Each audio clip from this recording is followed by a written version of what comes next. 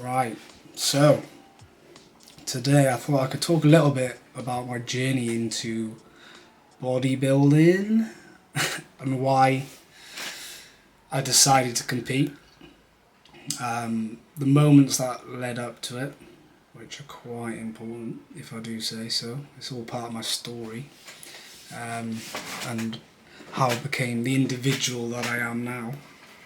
I haven't really planned how I'm going to say this, so let's just roll with it, yeah. So, I was an individual for mischief growing up. Got myself in a lot of tough situations. Ones I'm not proud of: alcohol, substance abuse, lack of putting myself first. I suppose I had a very toxic relationship with, myself and any aspirations that I thought I was actually capable of achieving. Basically, I didn't think I was going to amount to much, and I thought getting on it was the only thing I would ever be truly good at. Yeah, it was a tough old journey, if I do say so myself. And obviously, growing up, a lot of the things you do when you're, a teenager is learning experiences. Mine became very much ingrained in who I was. I kind of lived and breathed getting on it and partying and taking things way too far. And like I said, I was a creature of habit, and it was all I thought I was good at, and I was very wrong, obviously. But everything I did and I participated in my life was centered around alcohol. Post football beers with the boys, Friday night beers with the boys. I worked in a pub, which is a gateway for a drink after shift. The area that I'm from, there's not much to do other than drink, so everyone kind of does the same things and lives for the weekend, and that's what I embodied. And I'd always liked, training to a certain degree. I wasn't massive on it growing up. I was into sport, one of the PE kids in school. And I was living like this double life. I was pretending to be this like athletic kid, whereas on the outside I was drinking and smoking, just being a bit of a prat. And this led me to getting into a lot of trouble. Did a lot of stupid things, upset a lot of people. And I never took responsibility for my actions. I didn't have that self-development in my brain that was responsible for empathy. I didn't care how others felt or thought of me when I was drunk. I cared too much when I was sober about how I looked and appeared in terms of how I dressed and how I presented myself. I always wanted to, dress with the latest trends and, think that I was up to date with looking stylish and good, but I was never good enough in my own head. And, there was a lot of repressed feelings around that, when I became under the influence, shall we say, I just didn't care anymore. And I think that's why I got so hooked on that feeling. And then as you do, you develop, you grow, you go into university or, college or whatever, or work. I went to uni and I drank a lot there, I did a lot more stupid things. But this is the time where I started training. It was after my first year. My brother was getting bigger than me, and I wasn't quite taking it. I was like, I can't let my little brother get bigger than me. So that was the initial reason. I was going through a bit of a breakup, so I thought, it'd be good. It all lined up and made sense in my head.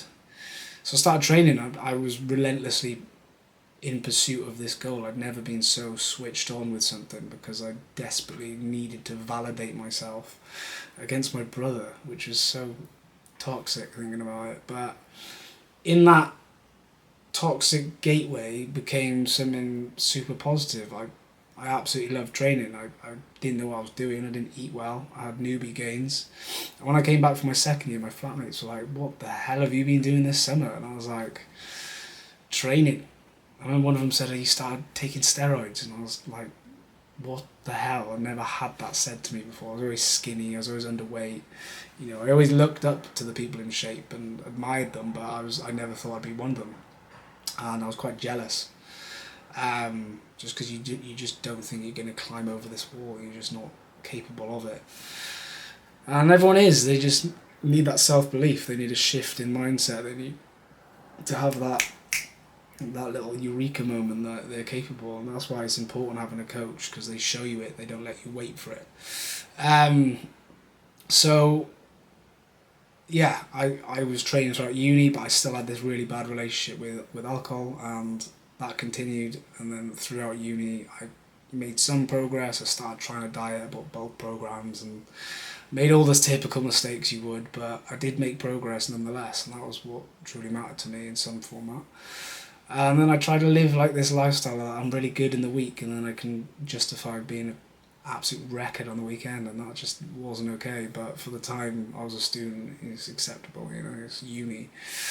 And then I went home, semi-trained, and then COVID hit, and obviously everyone said, I'm going to get in the best shape of my life. You in one or two ways. You just took your foot off the gas and drank every day, or did nothing, or you trained and you kept a routine. And I was not one of those people that kept a routine. I did like 2 garden workouts.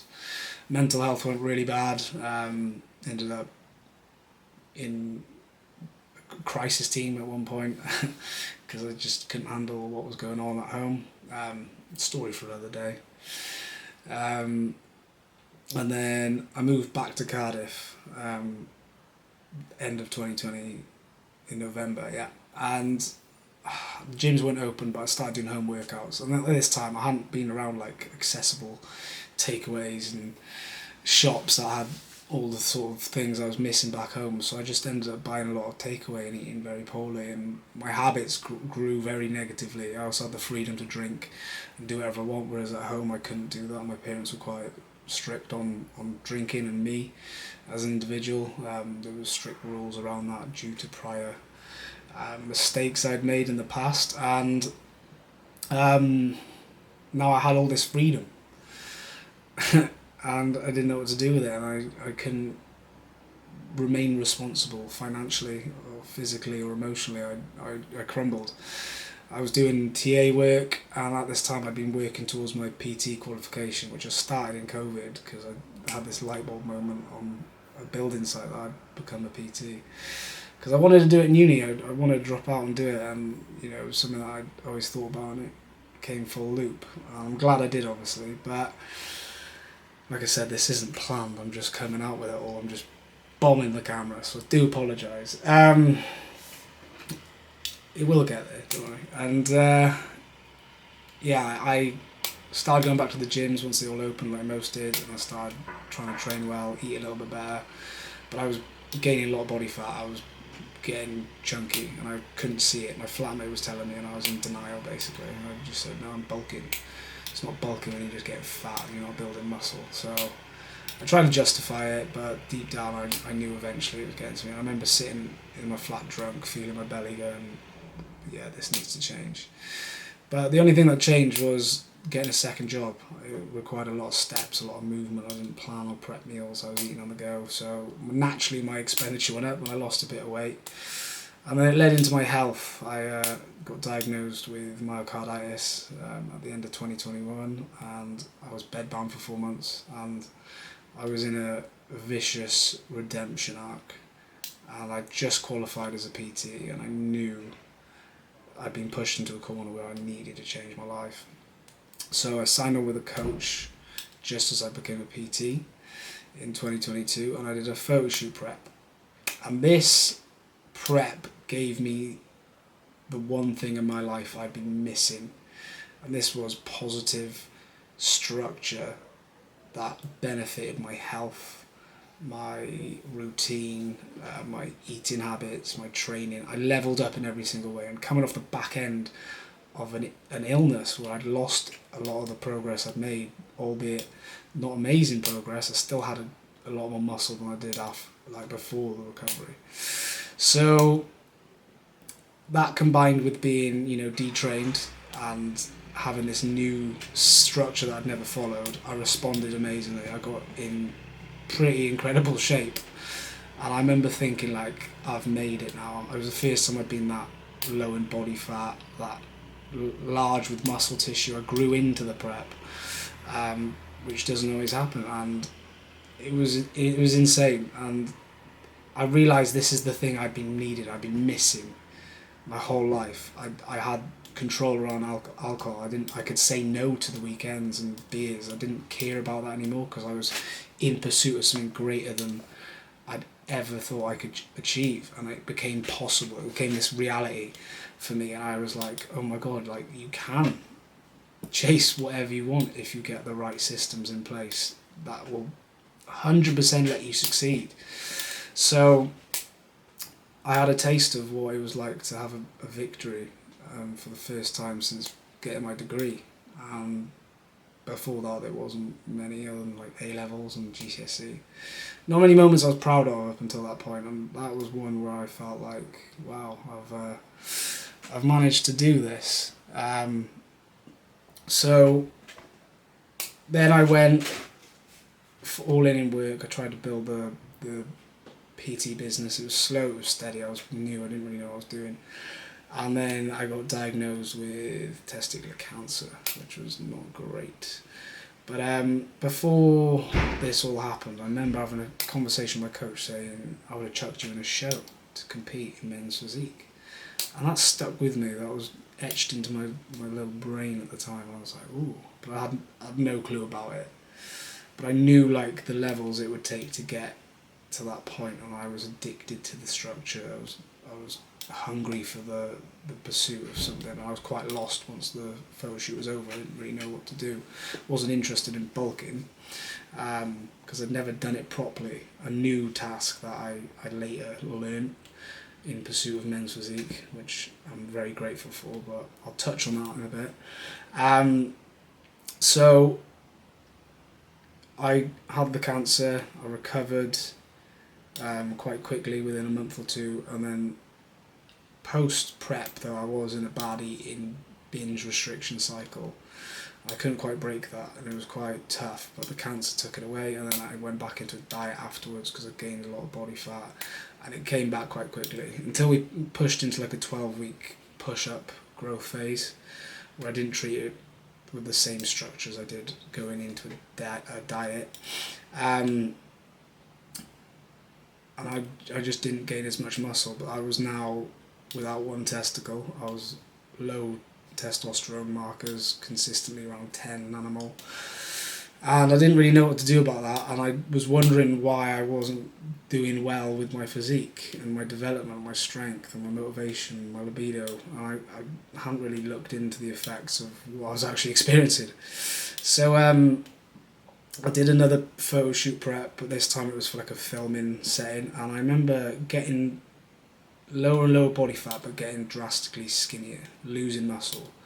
I was not as on it with my diet in terms of like as strict and relentless with the drop in body fat and training, and I think it's because I thought I'd cracked the code the first time, and I was just kind of mimicking that, and it's not the same each time you do a prep. There's going to be different factors in play, and I didn't know what the missing component was, and it was that drive that I first had, which was, combined with not having low test. So I did that, and I remember being quite unfulfilled because I looked how skinny I was, and I wasn't happy with that, and I didn't really know why. I thought, that's weird. So I got tested for, again, through Belindra, the cancer centre I'm at, and yeah, I came back consistently low, and they wouldn't give me treatment for it, even though I was literally begging them at one point because I couldn't even get out of bed in the morning to go to work. Didn't really have any ambitions anymore. Even the one thing that I really enjoyed and loved and wanted to chase was not even, giving me the go to chase it, and that was a problem for me because I needed that to lead from the front as a coach, show my clients what I'm capable of, and turn up on the days where you don't really feel like doing it, And I didn't have that. I didn't have that, ingredient. So I changed goals. I thought, do you know what, I'm going to chase something else. So I signed up for a charity boxing event. And it was about 9-10 weeks training. It was pretty brutal. It was performance focused, not aesthetics. I didn't have to focus on like, you know, being, obviously kept nutrition at a quality level, but I didn't, because I, you know, my true purpose always aligned with physique development. But I did as much as I could, but I didn't train that much besides the boxing. I wish I did more S&C style, which I did bits of, but not enough. And it was different. It definitely taught me a lot. It taught me how to train like an athlete, how to train like, live like a boxer, and I won. I got a second round TKO against a respectable other lad who tested me. He was very good, but I just showed up on the night, and I was lucky to come away with a win. And I remember thinking, maybe this is something I'll do again. But I didn't. I finished, and everyone told me don't do that again. My mum said, I don't want to watch you do that ever again. And I was like, yeah, fair. But I was like, I'll definitely stick with it. I think I did a couple of boxing classes, and that was it. So I went home for Christmas, because this was like the 7th December 2023. And I remember sitting there thinking, I need a goal. I need something greater than I've done so far. I'm a creature of habit. I'm all or nothing. These pursuits of greatness and challenge, I needed. Otherwise, that little gremlin that I was when I was younger is what would come back. And that's what happens when I don't have a relentless pursuit in something. I go stagnant, I sway, I drift, I get pulled into different scenarios, and it's not good for me, because I can't, it takes a long time to break out of that, and that's just the type of person I am. But I'm aware of it, I can see it. I'm not oblivious to it. It's just in the moment it can kind of, you know, drown you a little bit. And that's not to say I didn't go on some heavy weekends and drink throughout this whole time period. I just learned how to control myself a little bit more on my actions. But I sat down with my current coach. I booked in over Christmas. I sat down, and we discussed competing. Well, I opened up with that. I said, I want to compete. I didn't really, again, know what I was getting into.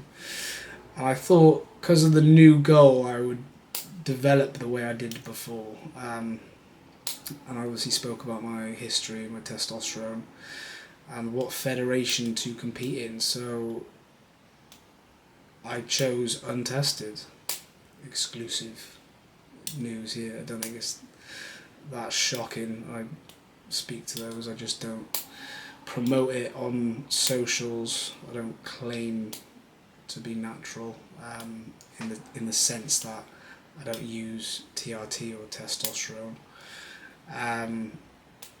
But I don't feel the need to validate it either, because I went through a pretty horrific experience losing my testicle and living life a full year of being in gear one and not being able to go after the one thing that actually solved a lot of my problems in my life. So I'm unapologetically myself, and confident in the decision to choose to do self-prescribed TRT, shall we say.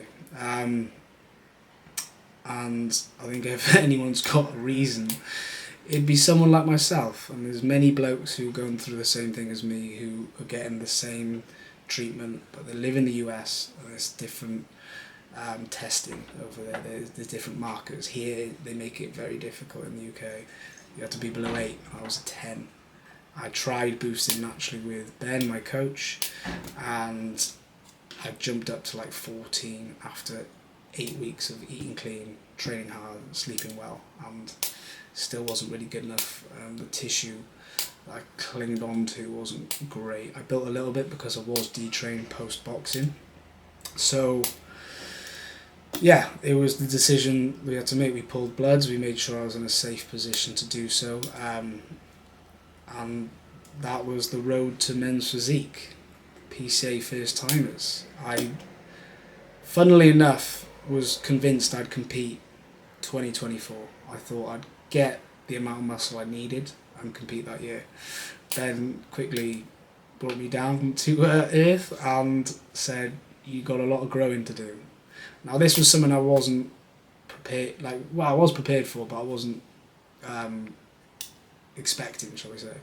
So yeah, it was a bit nuts, very nuts.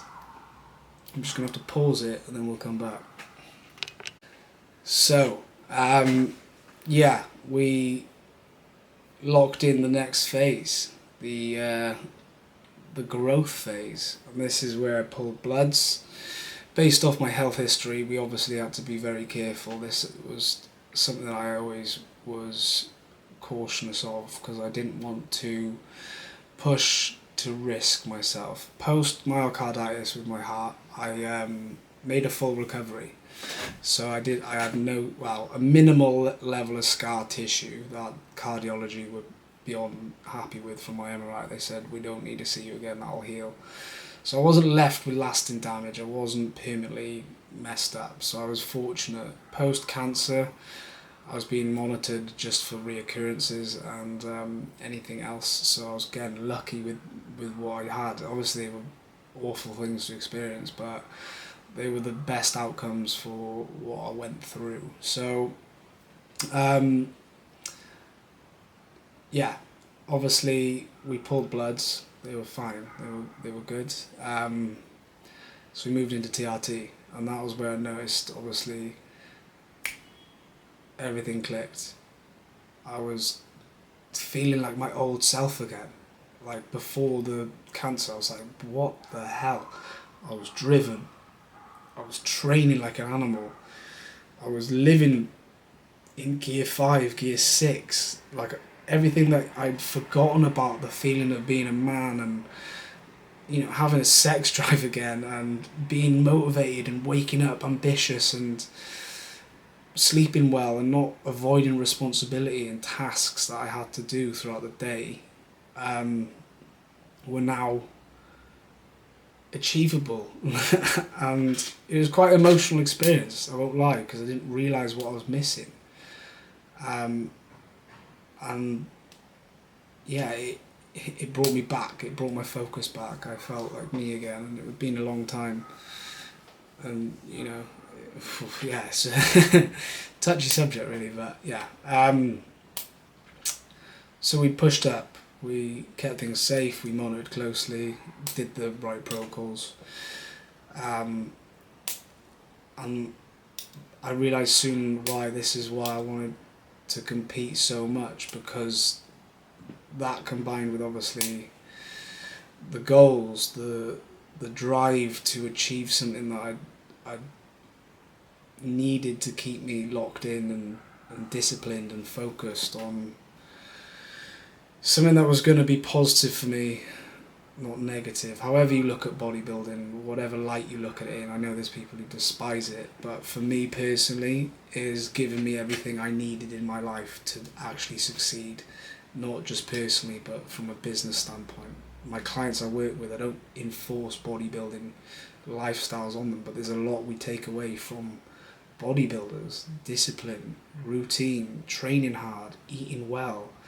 They just do all the fundamentals and just take it to the extremes. That's the difference. I don't push people beyond their comfort zone to an element of unethical. You have to push them out their comfort zone to actually get them results.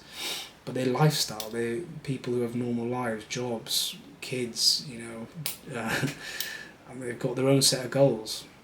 So the standards don't sit the same, but there's a lot that I apply in embodying myself, of how I carry myself because of it. So men's physique, first timers, was proposed 2025. And I remember going, geez, I've got to push up, I've got to add some size on. And I added, I think in the priming phase, when we dieted down just to get in a responsive position to grow, I'd dropped 6 kg from like 76 to 70. I could have pulled, if I wanted to get like skinless stage condition, I would have been like mid 60s, I think. So pushed up, I hit 85 in 4 months. Gained a lot of body fat,